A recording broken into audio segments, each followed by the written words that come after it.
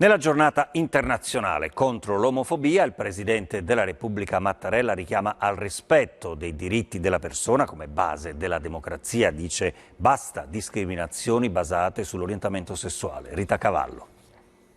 Costruire una società libera e matura vuol dire rispettare i diritti della persona, il principio di uguaglianza fra cittadini con cui si apre la nostra Costituzione. Il richiamo del Capo dello Stato è la condanna di ogni discriminazione, di gesti, parole, violenze fisiche o verbali basate sull'orientamento sessuale delle persone, che sono una negazione del nostro diritto.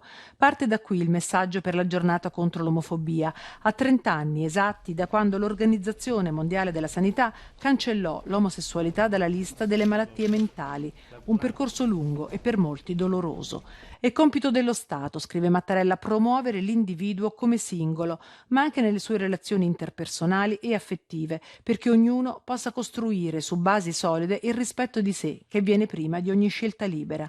Crescere cittadini autonomi e responsabili dipende anche molto dal rispetto e dalla parità di trattamento che si riceve dagli altri, sul lavoro, in famiglia, nella vita sociale. È una realtà spesso di sofferenza che è responsabilità di tutti eliminare dalla nostra società. E il Presidente del Consiglio chiede a tutte le forze politiche di impegnarsi per una legge contro l'omofobia.